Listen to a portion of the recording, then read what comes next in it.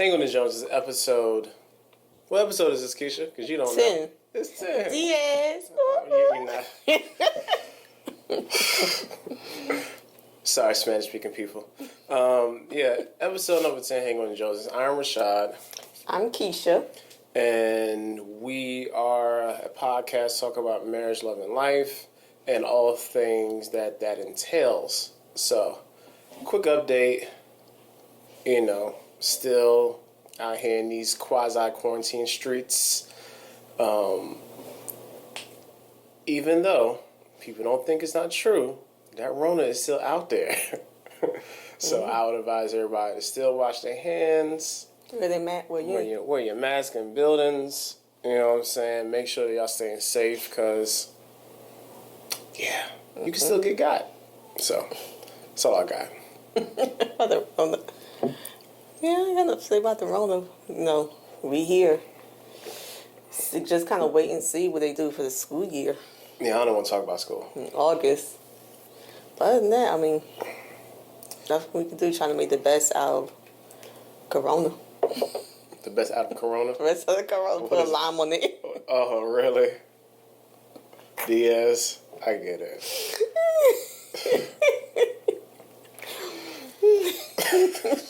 Stupid. Alright, we're going to get right to our topic today. I know last couple of weeks has been very topical, kind of on the heavy side. But today we're still going to be kind of deep with it, so it doesn't matter. Alright. It said like you going to say something different. No. Like what? No, I want to have thought-provoking conversation every time. That's the whole point. Have people talking about what, things that they don't normally think about. And this is actually, to be honest, like an oldie but goodie topic.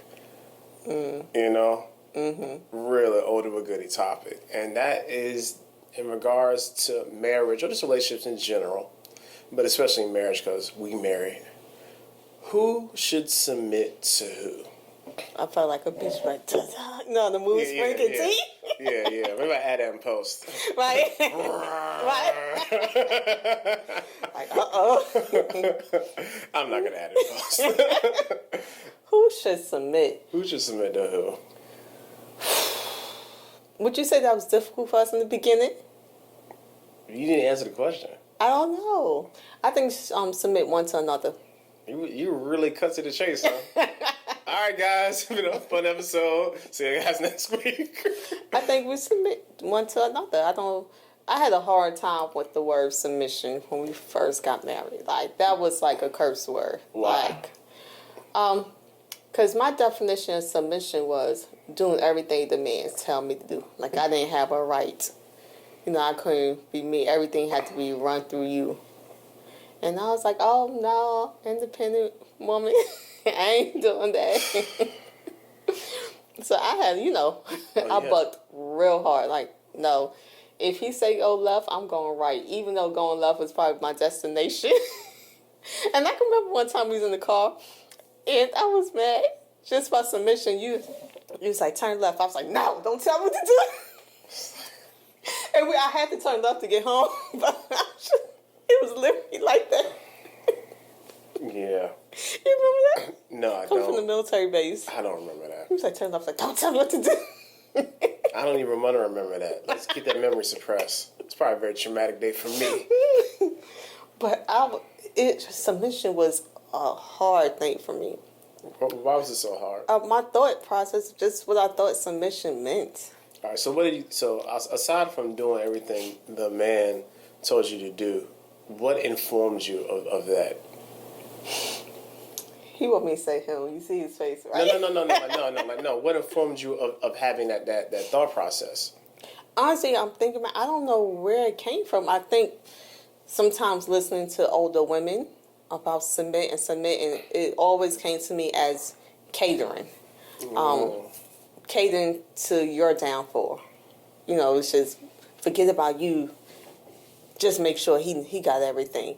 So I think that's where it came from. Not that anyone actually told me that, but I think I just kind of observed and was like, nope, I'm not going to do that. Like, that's not... And, even in the culture, men are highly idolized. Would you say that? Yeah, you say that. So is that why you don't know what to make my plate? You see the smile, like he was waiting for you. He was waiting. If you remember a few episodes back, we talked about how we go out and people like, you didn't make his plate? I'm like, no. Especially like we had little kids, like, I'm not waiting online making everybody plate, keep waiting through this long line. No, I'm not doing. He gonna just stand here. He gonna make a plate and a half. I'm gonna make a plate and a half. Because you don't even make the plate and a half. I make all these plates. You be sitting down. I was sitting down nursing your kids. I had one under tits. Don't bring your breast in this. That was the truth. Your breast had nothing to do with this conversation. I was breastfeeding. Oh, watching the kids. You see him watch them. I get it. And now with the situation, you can't stand up that long. So, shut up. Aww. Such a jerk.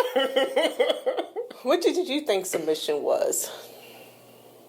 To be honest, like, I really didn't give it a lot of thought until after the fact. I mean, just being real.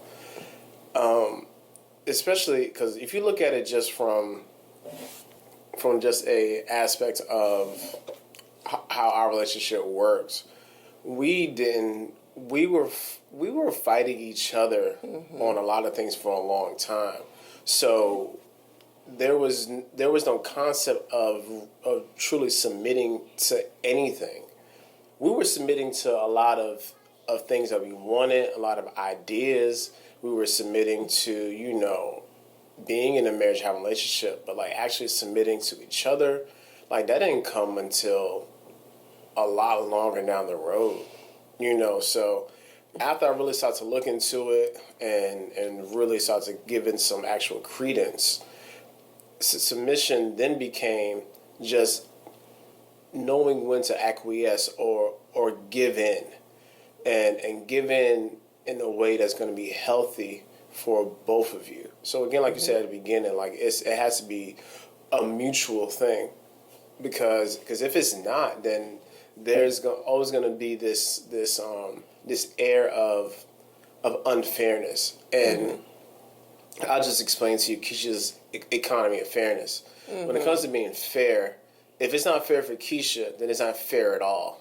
And it could be something that can be totally legit. It can be honest. It can be something that we should be doing, rightfully so.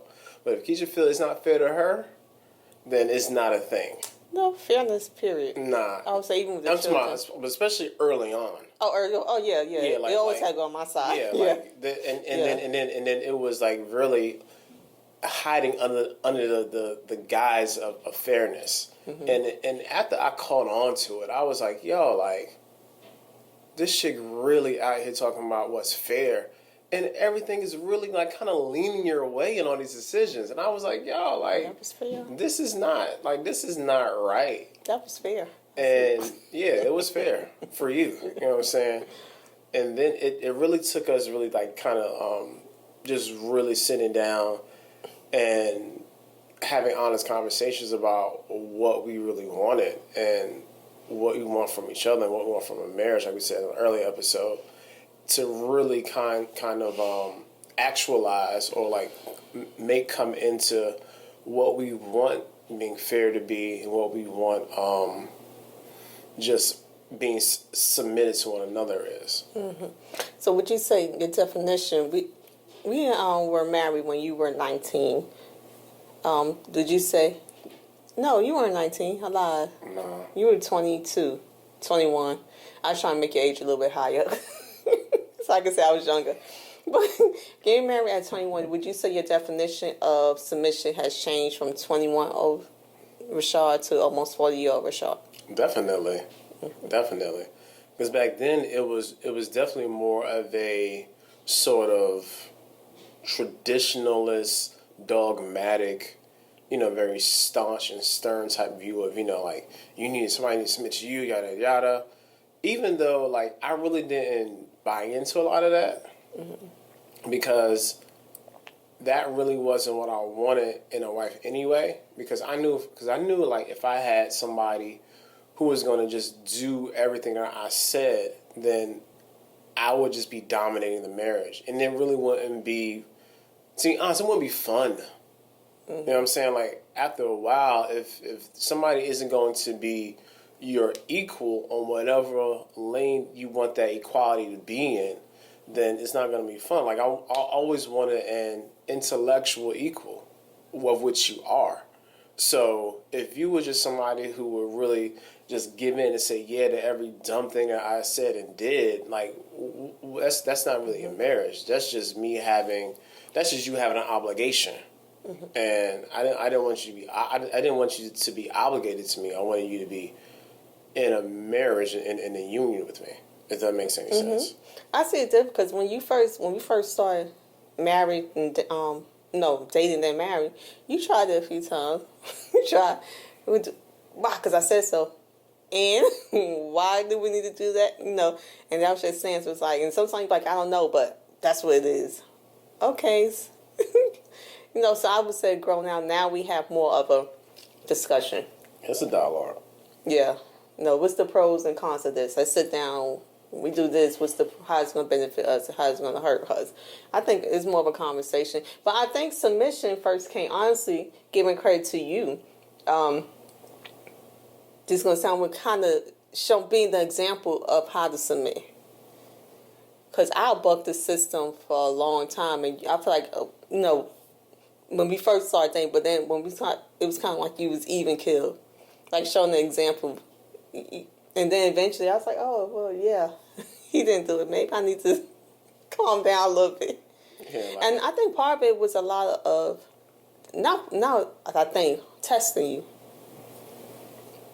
To see where I don't want to say how far I can push, and not to say consciously I was doing it either, but a lot of it is like, okay, if he said who he said he is, how you gonna respond to this situation? Yeah, that was some garbage. Yeah. Like, I hated that so much. Like, the constant having to prove myself, prove my worth, prove my time, and ultimately prove just my overall love. I'm like, yo, why is this? Like, but you would do it. Yeah, because I didn't want to. Out of just sheer fear of just losing what I had. Mm-hmm. It definitely wasn't some sort of healthy thing. I wouldn't be out here advising people to do something stupid like that. It wasn't. But yeah. That's come from having baggage. Yeah. Yeah, definitely. And I really wasn't, I was there for it, but I wasn't about it. Mm-hmm. I was really trying my best, especially in those early days, to just really be focused and not, and just really, to be honest, just prove who I was and my worth in regards to the relationship. And I think after that point, we came to the mutual, as long as you line up with God, I don't mind following. Yeah. But soon you get under God, move from God covering, I'm not following anymore. We both ain't going down. Someone got to save the ship. Yeah. So I think that's what we come to mutual agreement, that as long as you stay under his covering and follow him, I feel comfortable. Yeah. Even when something's like, oh, this is what we gonna do? God told you that? You sure? All right, come on, let's go. Yeah, it was exhausting. Like having to really, how can I put this? Like having to deal with all of that, plus having a kid, plus, at both points I was in school, either you was in school, working and doing all this at the same time. And then still having to manage a marriage was a lot. Mm-hmm. Like, if I would say anything to couples, don't discredit the amount of work that you do. Like, there's a lot that goes into if you do the work. That's what I'm saying. Mm-hmm. Yeah. If you do it. Yeah. Don't discredit the amount of work that you do if you do it. Mm-hmm. Because there's a lot that goes in. Because there's a lot that goes into just a normal day. One time, I sat down, I was in with my therapist, and she was like, all right, well, just talk about your normal day. And I sat down, I was like, I do this, I do that, I do that. She was like, yo, you are in service to a lot of people. And I was like, yeah, I am. Because you don't think about stuff that you just kind of do autonomously. Especially you're into routines, like having a routine. So to that, it's like almost was natural for you because that's part of your routine. I gotta do what I gotta do to make it through the day. And even when it's and even when it's okay, and even when it's unhealthy, you still do it because that's what you think should be done. So even going back to like not submitting or not even understanding why you should submit. So keep one. So we used to bump heads on like real small, like stupid stuff all the time, and instead of it took me a long time to submit to you to not piss you off. Does that make sense? Explain. Like early on, like I was always for winning the argument. Like I just felt like I should win. Because half the time I was legitimately right. And I knew you was just out here just trying to be wrong and strong as long as you could until I gave in. You was really high on half the time. Really high from that percentage. Hey, I was gonna say 75% of the time. I was trying to be generous for you. False. In this situation. False. Anyway, let me tell my story. Go tell your lies. Go ahead. Go ahead. Don't back up. Tell your lies. Anyway, I had to learn that in order for this thing to work, I had to learn how to, one, shut up. Two, I had to learn how to go ahead and apologize, even when I wasn't wrong. And that hurt the most. Because I had trouble with apologizing. You still have trouble with apologizing. I do apologize. I'm like, my bad. My bad, bro. Exactly. That's apologize. No, it's not, yo. I have to be wrong and strong. Like, I ain't saying it, so what? I don't care. I don't care. It's bitter. It's always holding all in your heart. I ain't sorry. I ain't sorry. That would be me. I would not apologize. Not say, I'm like, dang, I was wrong. But I have to continue with this argument because he can't know that I know I'm wrong. Sheer stupidity. and I'll be out here apologizing every other day. Sometimes you deserve it. I know. I totally deserve it. But still, I always be apologetic. And like really be meaning it. Because I'm always like, I don't like leaving stuff undone. I'm always the one that wants to move forward. Like, I don't like having unnecessary tension or uneasiness with people. Like, it's awkward and I don't like it. Like, people shouldn't have to like really live a life of anxiety because of people or persons who want to interject that type of energy into a situation. I don't. And I don't like it either, but a lot of times I don't feel awkward. I don't. In some cases, I'm human, I do feel awkward, but a lot of times it's like, oh, okay. That's sad. No, well, I'm in mental health, so sometimes I can't, sometimes it's nothing you can do about it. Yeah, I guess. Sometimes we address it, sometimes like, well, that's how you're going to feel, and this is just it. That's sad. You just don't care. Sometimes I don't. Yeah. And that was the problem, too. So I'm like, is this really worth it? Like, and everybody just knew it was me. I know. I know it was me. Everybody like, yo, like, you gotta do better, Rashad. It's not me. Like, it's not like stop letting her, this little girl, fool you right here, yo. Like, no, because I remember I got the talk from the older ladies too about.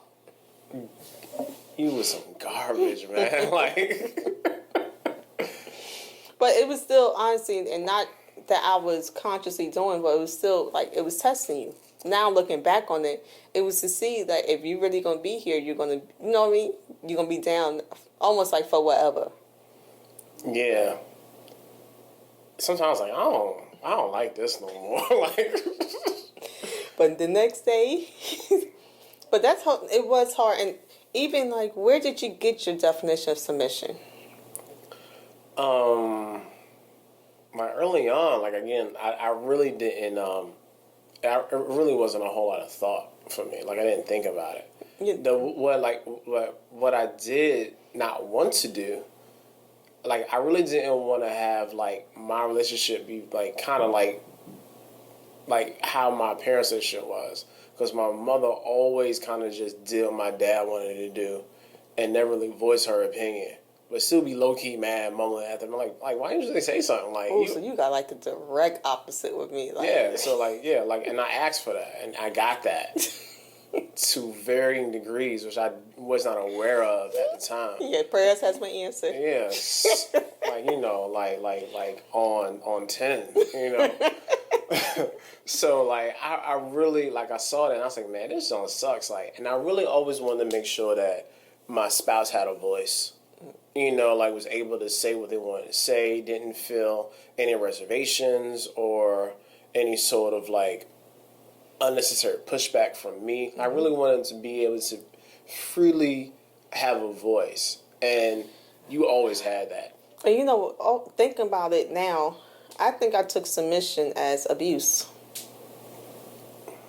That it was giving someone something of you for them to to abuse it. To me, it was under the same thing.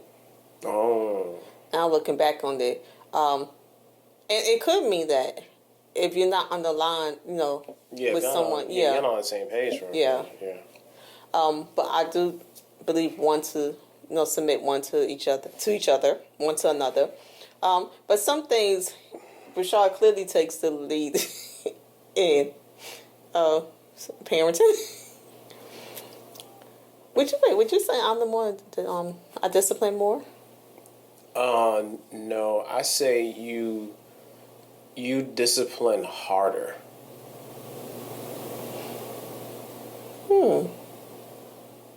Like you don't discipline more, but when you are forced to discipline, it's like, nah, I'm done, and you basically just started. You know, so give me your phone. Give me a tablet. Like what happened? Like that here I just paid for. Take that out. Give me it. Like, I'm joking. I'm pretty sure like this is pretty new. You like really went there, but yeah, like I had like I definitely say to lead with that, and some of it is just a function of how our lives worked before the pandemic started. So like I was always had to be taking them places to there and there. You be working, coming back home. So it just was a function of how our relationship worked. But going back to the whole thing about submission looking like abuse for you, when did you figure out or see that I wasn't going to be out here like abusing you? Like when did you start to actually acquiesce and give in? That's a tough question. That's really a tough question. I think I can't necessarily give a year. Yeah. But I think when you pass all my tests, I was like, oh, okay, he might be. Dang. Like he after all that, it's still a might. He might be kind of alright. Wow. But I really think, and then I think when troubled times came and we was able to do it together, I was like, this is, and I do believe that sometimes through trouble, trauma, or tribulation, you see what relationships are made of. Yeah. So I think that's when we had difficult times. I'm like, okay, he's still rocking. He's still here. I'm still here. Okay, we doing this. And I think it brought out other character traits. I was like, oh, okay, I didn't even know. Yeah, you didn't know that growing up poor really was going to work out and come in a clutch for you. Didn't know that was going to be. You made fun of you made fun of my poorness. Because I asked until you was poor. No, when I asked you something, I said, did you do such and such when you was a kid? You was like, you should. Well, poor, you understand? I was like, oh, man, sorry. And I don't know, what did I ask? It was something like real basic. I don't know. And you say, I was like, oh. What's that, Disney? You go to Disney? It was something. Yeah. Disney World, yeah. I'm just glad we went to Busch Gardens once. I was like, oh. Yeah, kings and mean. I don't even like. Yeah, I know my dad was like, oh, I know. Like looking back now, I know he wouldn't spend none of that money going to kings and mean. So, oh man. some stuff I was like, okay, yeah, he can. He's able, but not even that, because in the time when it was hard financially, I was like, oh, this is not the plan I had in mind. This is not. This is why I didn't want the last name Jones. This is not the plan. This is why. And yes, I did not want to change my last name. Nah. That was a fight. That was the submission thing. Yeah. I did not want to. So I would say that's when it began. Why I say I did not want to change my last name. Now some women get married like, oh, I can't wait to take on his name. I was never that one. Nah. I never really wasn't from wanting to get married either. Nah. So I tried to hyphenate it. He was like, nah, not gonna hyphenate. So that was submit, because I took his last name, but I didn't. That was like, and it was time to go change your information over. He woke up like, time to go, right after we got married. I'm like, dang. I was trying to procrastinate. Going to the Social Security office. Oh, yeah. Yeah. So I would say that's when it kind of started. That's when it really kind of sank in. Yeah, when I took your name. Yeah, yeah. Who would have known? Yeah. Mm-hmm. You just like out here, like, just scratching and clawing like an old alley cat, I did not. Oh my gosh, that was such a struggle for me. To me, taking on his name was kind of losing a part of myself. It wasn't a dream of mine to be anybody else. Yeah. Well, look at you now. Such a Jones. Behind his back, I hyphenate my name. I'm joking. No, I don't. No, I don't. I don't. You funny. Yeah, don't worry. You're still a boy at heart. Yeah. And that was another thing. My father was only girls, so there's no boys to contain the name. So it's like, I didn't want to, I wanted to continue on with my name. But nope. No. You got some male cousins, right? You got some male first cousins, right? My daddy, child. Hey, well, don't worry. I said carry on my father, not my cousins, sister, brother, uncle, aunt. The boy, trust me, the boy is going to live strong forever.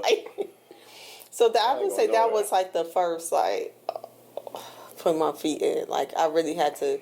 It was, Rashad was like, you don't take my name, we're not getting married. So I was like, okay, we'll get married. I'm telling him to take his name, I ain't going to do it. So. You be lying all the time, yo. Next day, he woke me up like, come on, let's go to Social Security. I was like, what? We did fill out the paperwork for me, everything. Like, yeah, we're going to make sure that, because Keisha don't fill out applications well. I don't. We're going to make sure all this stuff is right. I don't. But I would probably mess that up on purpose. Yeah, this is trifling. And just coming back and seeing that card with my name gone, it's like, well, it's real. Definitely. I feel like bye-bye. Definitely. So, about to wrap this up. When it comes to us submitting to each other, what did that look like for you early on?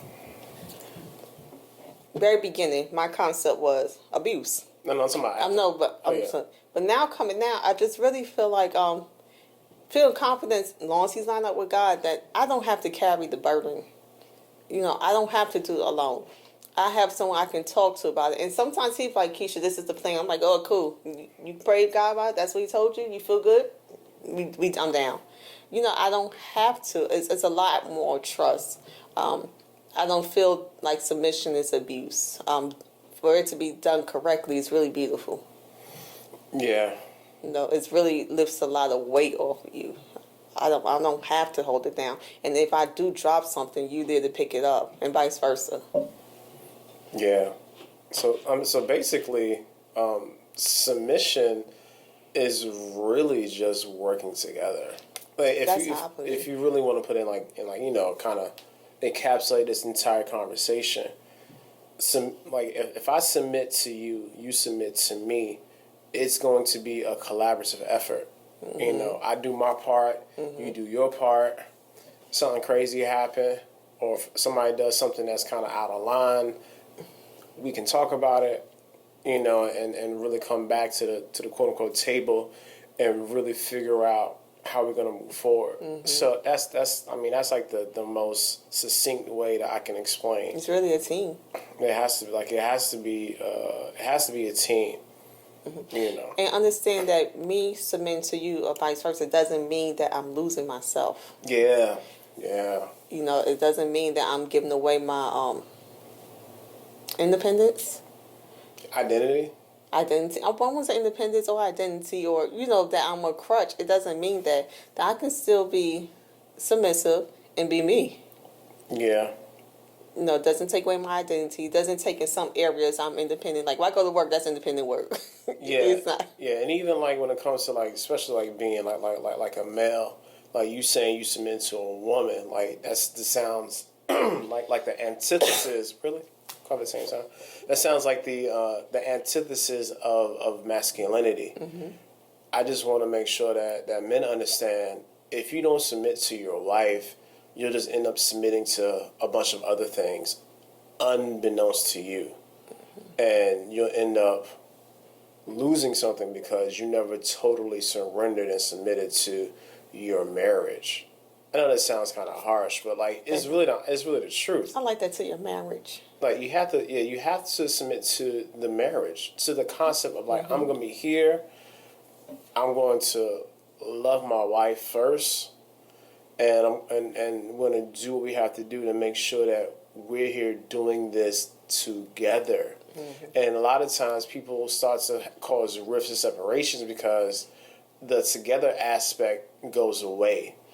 But you know, when you said it, and we can really wrap up, you said it best. Like when we first got married, I used to get really offended because Rashad's like, kind of like, I'm trying to phrase it like you said, but it was like, I'm not going to step out because I'm not married to you. I'm married to God. And when we got married, I took the covenant with God that kind of like you benefiting from.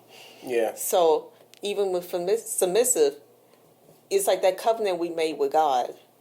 You know, and as a side effect, you know, we made covenants with each other, but we first entered a covenant with God of how we going to be married and treat our marriage. And how you used to say, I forget what you say, but you used to say, like, my first thing is I made a covenant with God. So even if I do something, I covenant of your marriage, it's not just as simple of our marriage, I did something that hurt Keisha, is that I made a covenant with God and I just broke it. Yeah. I'm disrespecting more than just you. Yeah. So I think that was come with submission, that if you look at it as great as you have this covenant with God, submitting is not for Keisha, not for Rashad, but it's really for the covenant, to keep the covenant.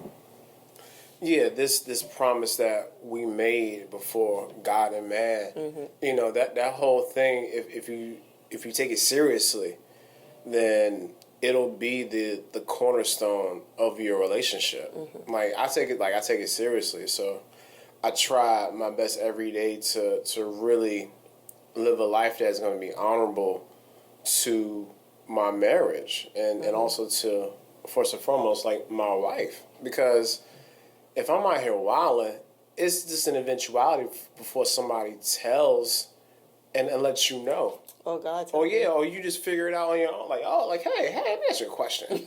Like, what are you talking about? You know what I'm saying? So God told me. Yeah, like, this is what I heard. This is the dream I had. Like, get out of here.